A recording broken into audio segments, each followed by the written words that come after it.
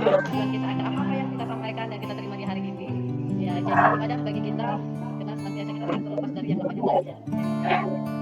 Baiklah, Bapak Ibu, langsung saja saya akan berbagi materi, berbagi pandangan terhadap budaya positif, khususnya budaya positif yang nantinya akan kita terapkan di lingkungan sekolah. Sifat forum ini saya berbagi materi dan nanti kita mulai sharing atau berdiskusi. Mengajak siswa untuk mengakui kesalahan-kesalahan mereka dan mengarahkan mereka menjadi nilai-nilai positif.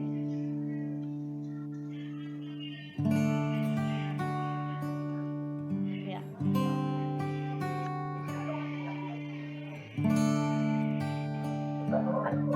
Nah, di sini ada juga istilah segitiga restitusi ya Bapak Ibu ya. Segitiga restitusi ini bisa digunakan untuk membantu guru dalam melakukan perubahan perilaku siswa dari tahapan menstabilkan identitas, itu tadi ya, menstabilkan identitas dengan memenuhi kebutuhan anak. Kemudian ada namanya validasi tindakan yang salah, yaitu memahami kebutuhan dasar, apa yang mendasari sebuah tindakan dan menanyakan keyakinan. Jadi kita sekarang disuruh membentuk atau membuat di kelas keyakinan kelas. Jadi kalau kita udah membuat suatu keyakinan kelas, jadi anak-anak itu tidak lepas dari keyakinan yang sudah kita sepakati. Jadi kalaupun mereka lepas atau tidak melakukan keyakinan itu, kita seharusnya mengingatkan mereka lagi keyakinan-keyakinan yang sudah dibentuk, sehingga mudah-mudahan anak ini juga tidak melanggar keyakinan-keyakinan yang sudah kita sepakati.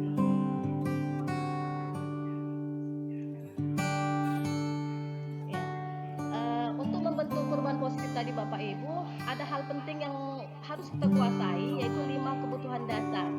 Adapun 5 kebutuhan dasar itu, yang pertama kebutuhan bertahan hidup, cinta kasih sayang, penguasaan atau kebutuhan pengakuan atas kemampuan, kebebasan, kebutuhan akan pilihan, kesenangan atau kebutuhan untuk merasa senang.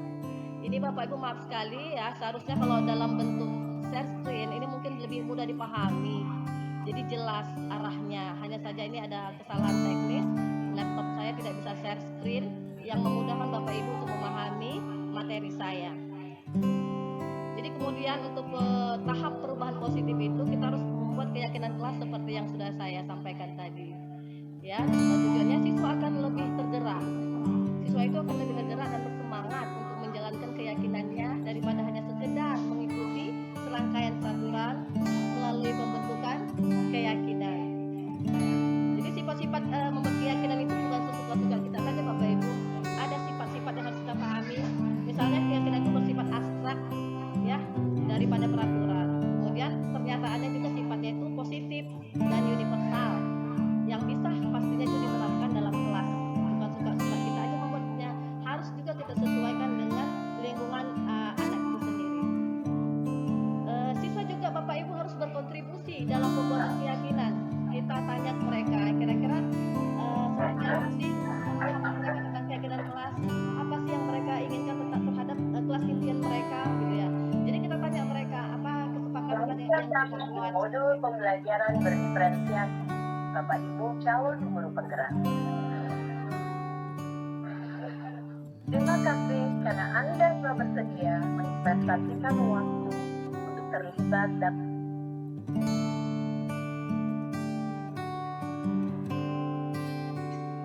Oke Bapak Ibu, demikian saja dulu tentang materi saya ini. Jika ada yang mau ditanyakan, kita boleh berbagi. Bapak Ibu silahkan bertanya.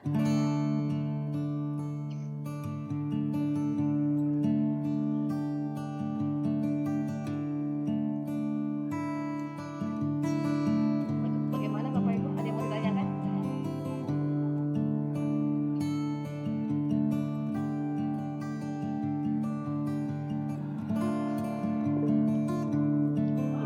Ya silakan Bu Cahaya, sepertinya ada yang mau ditanya nih sama Bu Cahaya ini.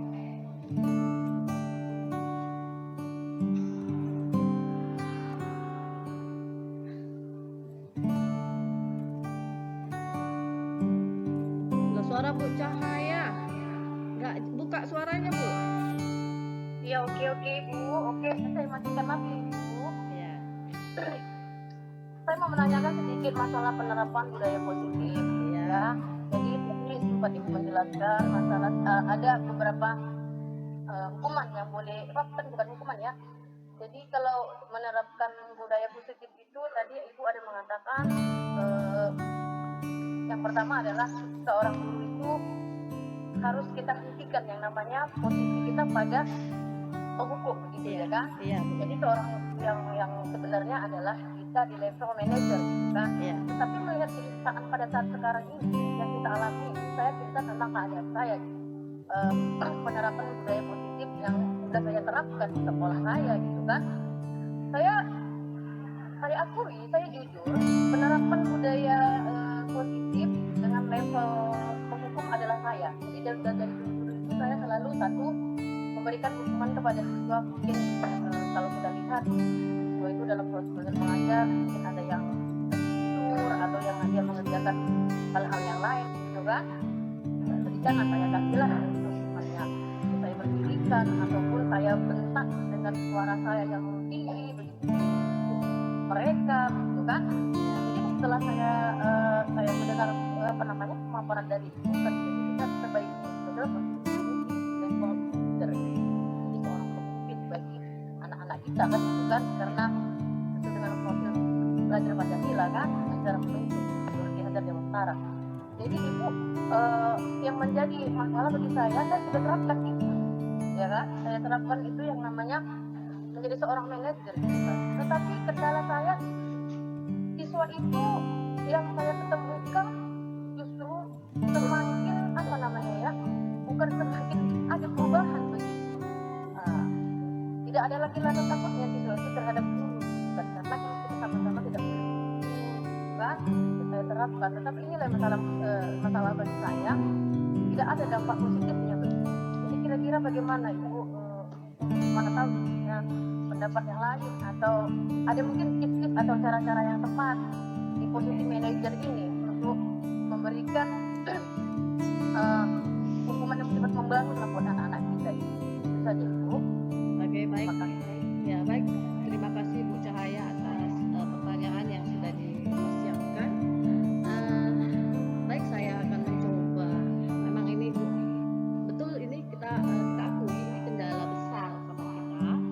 Cuman kita tidak pernah lepas yang namanya usaha ya Bu ya. Mungkin kita belum memahami Bu kelima kebutuhan dasar tadi.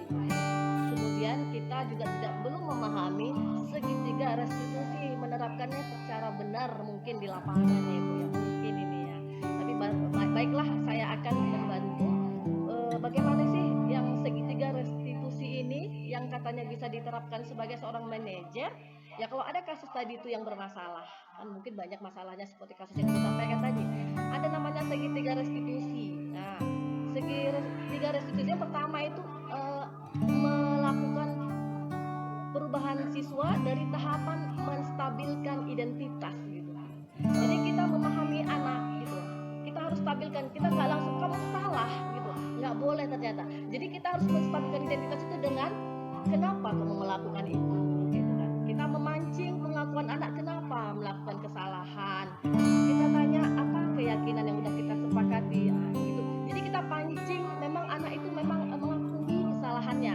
Sehingga kita juga menyadari anak tidak terlepas dari salah. Anak butuh kebutuhan dasar. Jadi kita pahami kenapa ya anak seperti itu. Mungkin cara belajar kita Bu yang bermasalah sehingga anak itu tidak senang dengan kita. Mungkin ada anak yang tidur di kelas. Mungkin kita nggak memancing semangat anak belajar. Jadi gitu. Jadi kalaupun ada kendalanya anak itu demikian, kita itu tadi menerima. Tetap kita harus menerima kesalahan anak dan mencoba menelusuri kenapa si anak itu bersikap demikian. Jika harus kita hukum, kita harus marah. Tidak seperti itu. Kemudian ada posisi yang kedua dari segitiga ini. Itu validasi tindakan yang salah, yaitu memahami kebutuhan dasar apa yang mendasari anak-anak itu melakukan tindakan. Nah itu tadi ya. Kemudian yang terakhir itu menanyakan keyakinan yang kita sepakati. Jadi mungkin salah kita mungkin selama ini tekniknya kita di lapangan tidak memahami manajer itu seperti apa.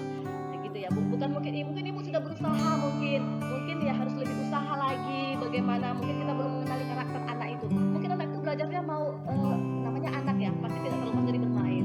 Kita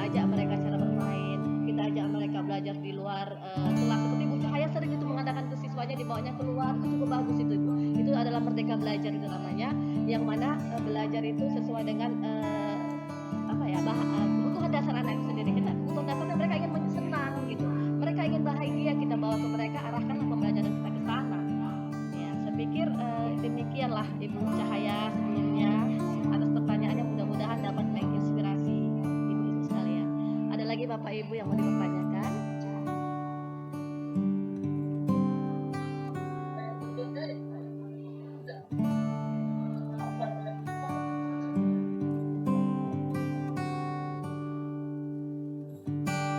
Bu Cahaya suaranya belum keluar. Satu lagi pertanyaan sebelum sesi ini saya tutup Bapak Ibu.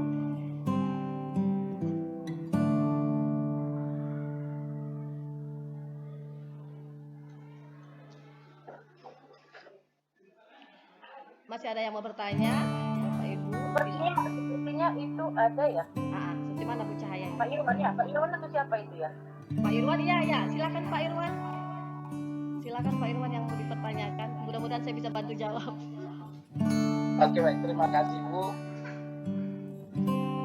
Pertanyaannya mengenai budaya positif. Ya, Bagaimana langkah kita Bu selaku guru untuk memulai menciptakan budaya positif di sekolah kita? Pertanyaan sederhana aja Bu, terima kasih. Oke, baik Pak, atas pertanyaannya saya coba jawab. Ya, bagaimana menciptakan atau menerapkan budaya positif di lingkungan sekolah kita? Ya, pertama itu Bapak, kita melakukan kegiatan-kegiatan positif di sekolah. Misalnya membiasakan anak merefleksi pembelajaran, salah satunya itu ya. Setiap pembelajaran di kelas kita biasakan anak merefleksi pembelajaran supaya memang kita mengetahui kemampuan mereka juga, supaya kita bisa bertindak lanjut di kedepannya dalam pembelajaran itu, untuk kalau di kelas atau dalam pembelajaran. Budaya positif lainnya itu tadi kita membuat keyakinan kelas agar anak-anak itu terkontrol dari aturan atau konsekuensi juga, kita harus konsekuensi yang harus kita sampaikan kepada mereka melalui keyakinan-keyakinan tadi.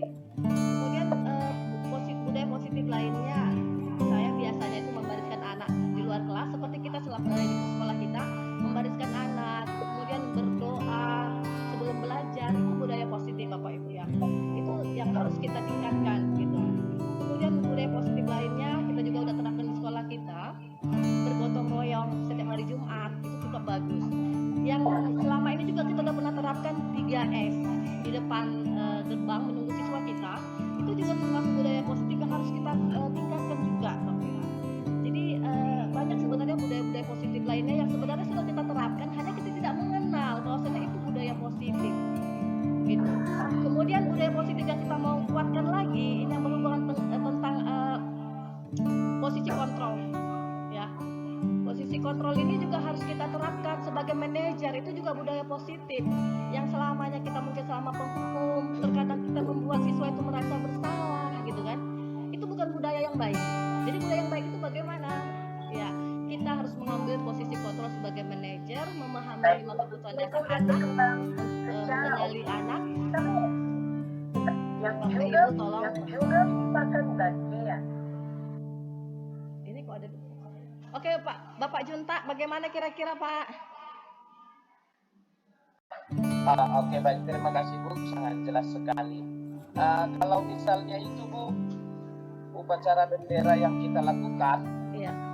tujuannya adalah untuk rasa cinta tanah air, kemudian wawasan kebangsaan. Apakah itu termasuk juga budaya positif? Iya Pak, sangat. Saya sangat mendukung itu. Itu termasuk budaya positif. Wujud cinta kita terhadap tanah air, mempertahankan, memperkenalkan anak-anak itu bahwa perjuangan para pahlawan kita yang cukup luar biasa, dan dengan kita upacara kita mengingat itu Pak. Dan cukup bagus itu untuk ditanamkan setiap hari Senin kita melaksanakan upacara. Baik, terima kasih Ibu, sudah cukup jelas. Terima kasih. Baik Bapak Ibu, sebelumnya sebelum saya tutup ini Bapak Ibu ya, saya rasa materi saya cukup sudah saya sampaikan, dan penanya juga saya udah jawab, dan saya akhiri akhiri, ibaratnya saya tidak terlepas dari berterima kasih kepada ibu-ibu, bapak juga yang udah bergabung di sini. Ya ini hanya sebagai tugas saya di calon guru penggerak. Ya harapan saya sangat besar teman-teman yang ada di sini juga nantinya bisa mengikuti jejak kita dan mendapatkan hasil yang luar biasa di sini. Seperti teman kita yang sudah mewujudkan dirinya sebagai kepala sekolah, harapan kita semua bisa seperti itu ya. Oke, sebelum saya tutup, kita berdoa dulu Pak ya. Tadi kita udah di awal, di akhir juga sebentar saja kita merenung berdoa menurut agama kepercayaan kita masing-masing.